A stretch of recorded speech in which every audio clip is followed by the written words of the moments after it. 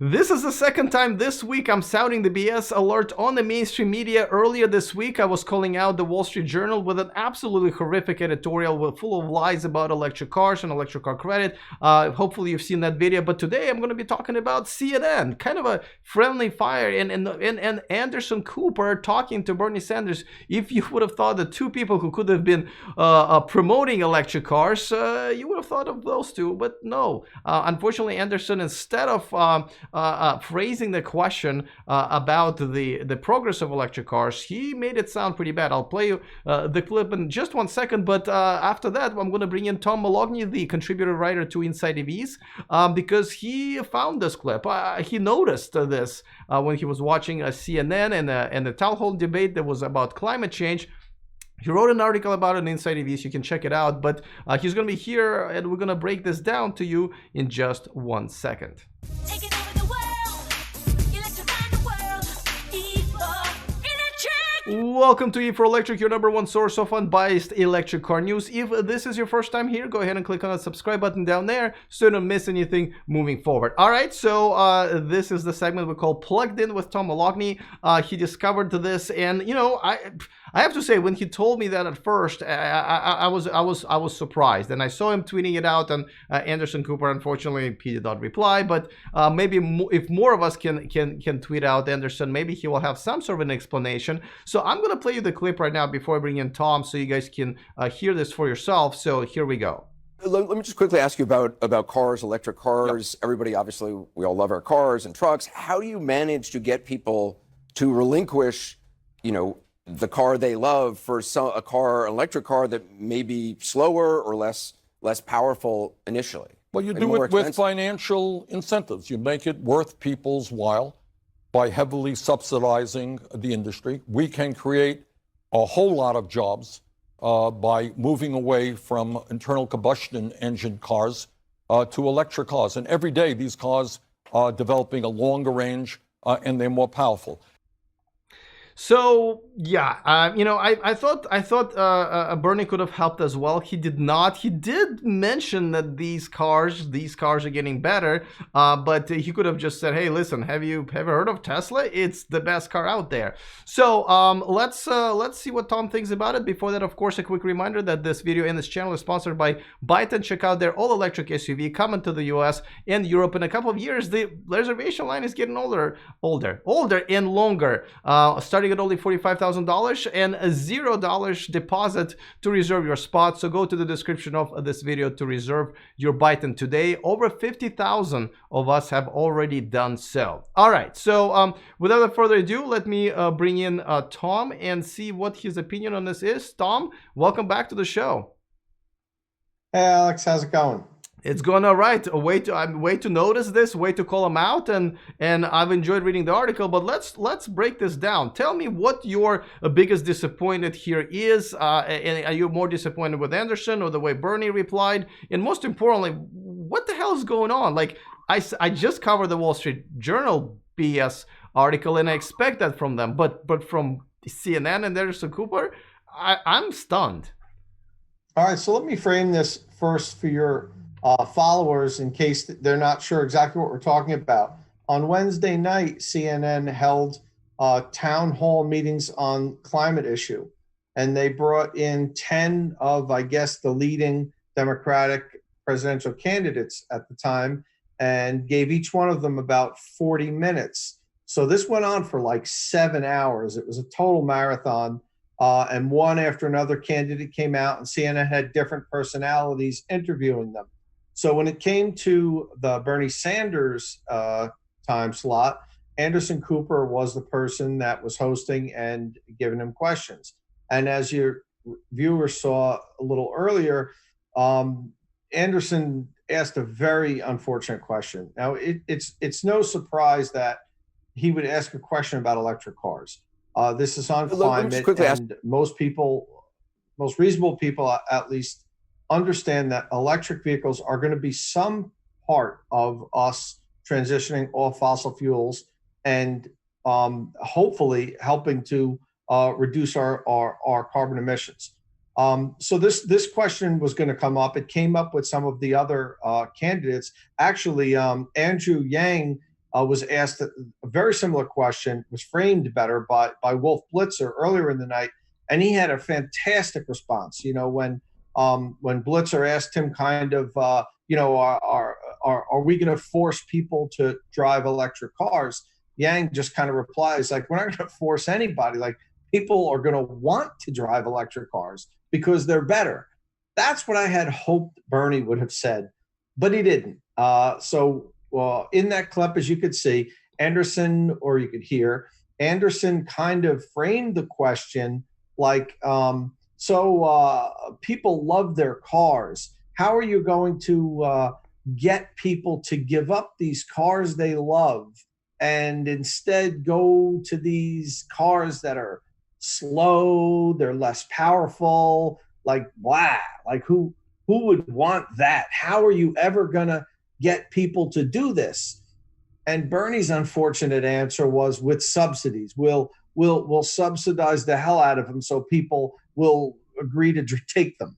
So it was a huge fail on both Anderson and Bernie's part. Anderson is not a fail for asking a question about electric cars, but how he framed that question was terrible, in my opinion. He gave the impression that the electric cars are these slow, weak vehicles that nobody wants. And nothing is further from the truth. It just shows that, one of two things happened there. Either Anderson was purposely putting out fake news, trying to sway people away from electric cars, which I hope isn't the case. Or number two, he really just doesn't know anything about electric cars. And, he lives in New York City, so he probably doesn't, he might not even own a car. Many people in New York City don't own cars. They're just kind of chauffeured around. For all we know, he doesn't even have a driver's license. Maybe he really just doesn't know anything about electric cars and, assumes that they're these slow, weak things that unfortunately a lot of people assume. And now, after millions of people watch this, maybe more people think that, which is even less fortunate. So it was a bad night for electric cars, in my opinion. And I felt like I had to get an article out there to try to make sense of what just happened and why he would frame that question that way. Yeah, and you're right, and it is just so baffling that, first of all, they should do research, right? Just a basic research on electric cars, and they have people who they pay to, so that's a fail on so many different levels. I do agree with you that actually Bernie got this question with a bigger opportunity, because this question was kind of like, well, electric cars. Bernie could have come out and said, whoa, no. Right, and exactly say what you said. So that's what Andrew Yang did earlier when Wolf Blitzer asked him that question. Yang was great. He came right back. He kind of laughed and said, like people are going to love these cars. They're great cars. So that's what Bernie needed to do. Not say, well, we'll subsidize them. We'll give you money to take them. Come on. Yeah, I'm not saying, obviously I just did this piece about the Wall Street Journal talking about tax incentives, how they shouldn't be out there and stuff like that. But, obviously the money helps, right? Right now it's much more expensive to produce electric cars than gas cars. And, the subsidies definitely help. And we know as the tax credits have gone down for Tesla, the sales suffered here and there. And we've seen some countries like Hong Kong, I believe, where the same thing happened. But, and it's part of the answer. But, I would prefer much more that people and politicians and commentators on the media that would be asking questions and answering these questions would have some knowledge of what electric cars are nowadays, because there's so many other solutions to this problem, which I guess is my next question. If you were answering this question, what would be your answer? Because we're looking once again at the U.S. electric car sales that year over year have gone down in July and now August. So we're selling less electric cars, in the last couple of months than the same months the year before, even though more electric cars are available. What would be your solution? How would you answer that question? So first, let's go back to the statement you just made about the sales.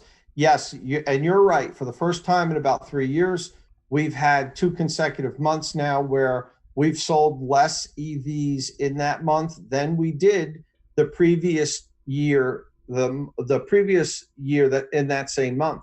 But that really is driven on Tesla's back. Tesla really accounts for such a huge percentage of U.S. electric vehicle sales that if their numbers are off, they'll drag the whole market down. And the reason why Tesla, I mean, for instance, take August. This year, it looks like Tesla sold in the U.S. about 16,000 EVs. In August of 2018, they sold 23,000. So that was, a good amount. It's about 7,000 less. Now, we won't sell, the whole industry here in the U.S. is probably going to be not 7,000 less than August of last year, probably less than that. So the market, the rest of the manufacturers other than Tesla outperformed what they sold the previous year. It was such a big part of the market, Alex. With all fairness, though, last year we did not have Kia Niro EV, we did not have Hyundai, we did not have the Jaguar, we did not have Audi, we did not have the longer range Nissan Leaf. I mean, there are a lot of new great electric cars this year. So people who may not be getting their hands on the Model 3 or thinking it's a little too expensive for their taste, they should have been buying all these cars. This should have been blowing up. Why do you think that's not happening?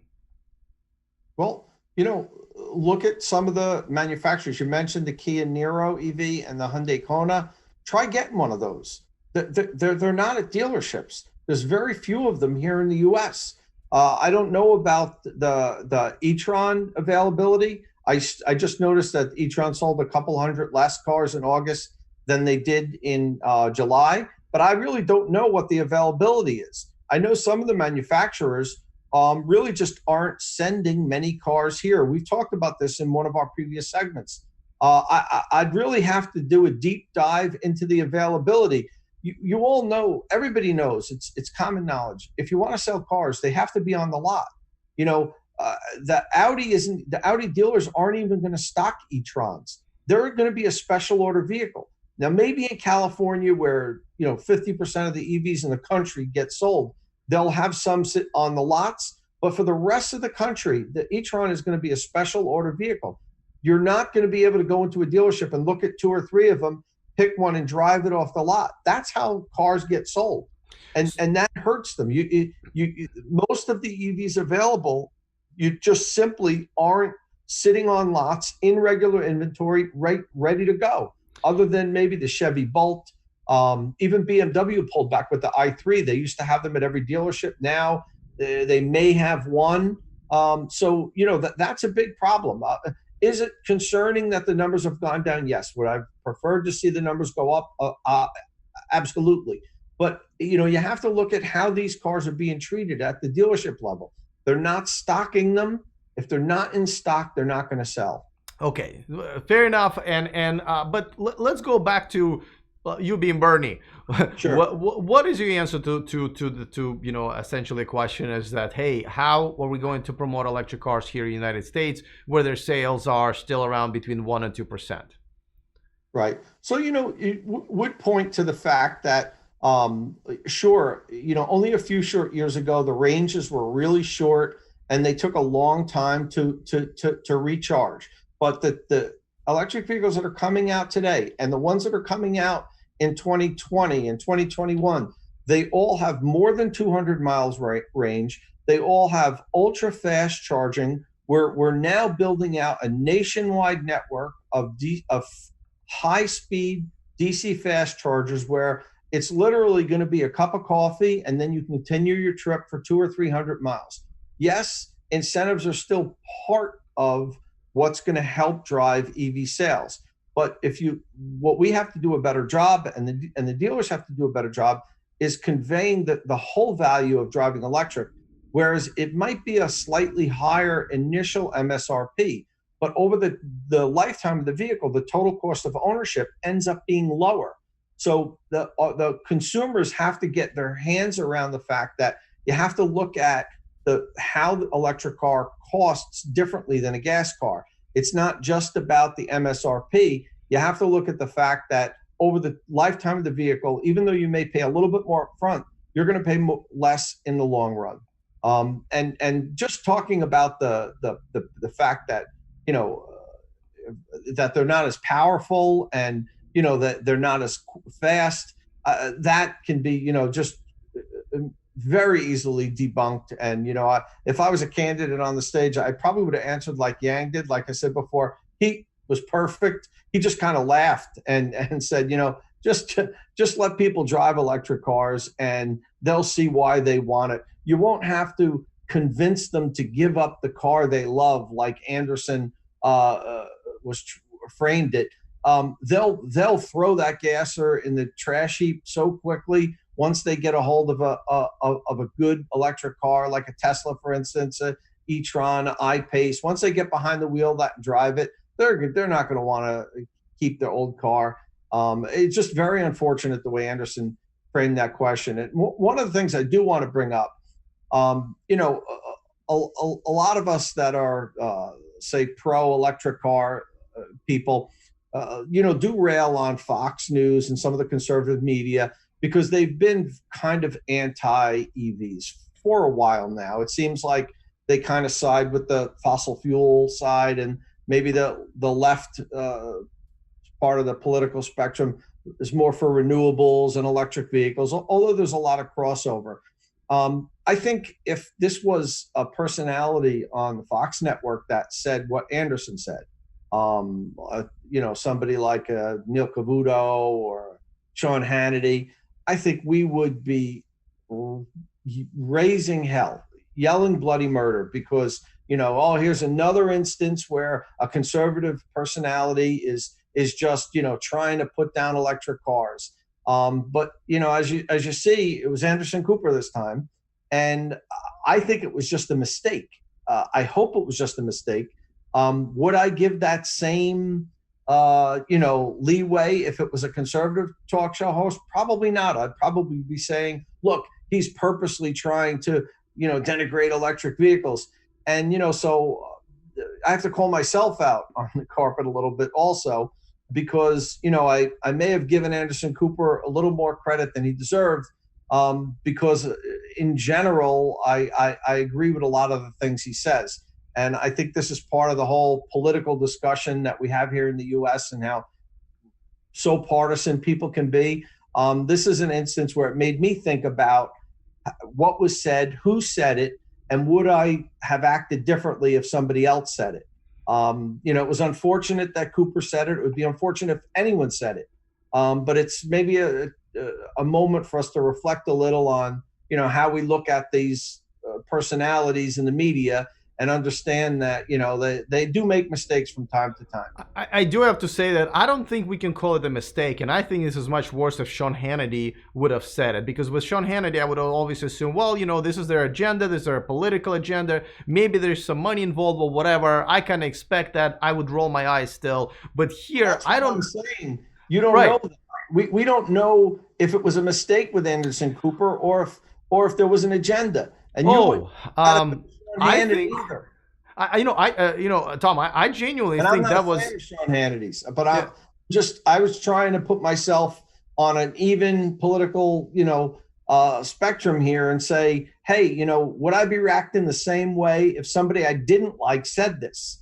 I know, I totally agree with you, and I don't think it was a mistake, and I don't think it was an agenda. I think this is what he really thinks. I think this is what Bernie really think. I think they're just not educated and ignorant on this issue, and that's what actually is even worse, because if we as an electric car community could not convince our own people, people who are, looking to this as a resolution to one of their agenda issues, if we couldn't convince one of them, there's a really long way to go and convince people like Sean Hannity and so forth. And this is why this is so bad, because I think it was a genuine ignorance on their part and they almost nothing about electric cars. Would you agree with that? You're probably right. It probably just was ignorance, but it's very unfortunate because millions of people saw that and it just reinforced what they were thinking already, that electric cars are slow and weak and I'm not giving up my car for an electric car. And, You know, if a Democrat wins the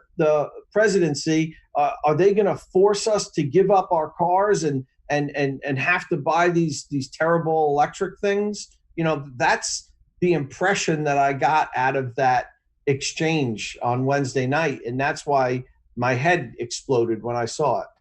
Well, good catch, good catch. And, you know, at some point we need to figure out who's going to educate our politicians and the mainstream media hosts before we can educate the rest of the community. Or more, maybe it will have to be from down up. Who knows? But good catch. Absolutely, I agree with you. I'll link to your article in the description of this video, because this is something that people should definitely read. There's an entire clip also attached to it. I know next time we're going to see each other, we're going to do this in person, because we're both going to the Frankfurt Auto Show. As a matter of fact, when people are going to see this being aired, I'm going to be on a plane and you'll be right behind me. So I'm excited to do the next segment together in person. But meanwhile, tell us where people can find you and follow you. Sure. So first, I'd like to say I'm really interested in hearing what your followers have to say about this topic, especially about the whole political discussion end of it. And if they would have viewed it differently, if a different host had said that. So please, you know, put in the comment section. I always read the comments and then answer them in comment if somebody is looking for a response from me. So I'm really interested in that. Looking forward to reading those. And as you said earlier, I'm on InsideEVs. I'm one of the regular staff writers, and you can follow me at Twitter at Tom Moloughney. All right, and we're also going to put it in the description of this video. All right, Tom, well, thank you so much for once again hanging out with me. I'm looking forward to hanging out with you at the Frankfurt Auto Show. I'm sure there will be quite a few topics we can talk about once we are there, and we're going to do it right in front of my audience, and we'll air it in the next couple of weeks. So I will see you there. Safe travels. See you in Frankfurt. All right, once again, Tom, I mean, this, you know, the thing is this, there's nobody out there except for Tom who actually caught this and who made a big deal out of this, right? And even when he told me originally, he basically phrased it like, hey, listen, just so you know, I tweeted something out to Anderson Cooper, you know, check it out. And even I at first didn't really think that, oh, what's that big? It's not a big deal. Oh, yeah. But really, it is a big deal. And so kudos to Tom for catching it. This is why he's one of the best journalists in the electric car industry. This is why it's such an honor to have him here. And you guys, if anything, like, there are people who even don't like me and they watch these shows because Tom is on this segment once a week, and you should definitely follow him on InsideEVs. Just like I said, the link is in the description of this video. I also go to give a quick shout out to one of my newer Patreons, Michael Malik. Thank you so much for contributing to this YouTube channel. As you know, I'm a full-time YouTuber, so this is quite important for me. So thank you so much to you and all of my Patreons. As one of the perks, you get to watch me live. Patreon.com/E4Electric is where you can go and join everybody else and join the party. And don't forget to sign up for our free VIP list, where we send you a bonus story at the end of every week with stories that we just could not fit into this YouTube channel or E4Electric.com website. You can go to E4Electric.com/VIP. There's a link in the description of this video and sign up for free. All right, just like Tom said, we're looking forward to your comments. Other than that, see you next time, and remember to stay charged.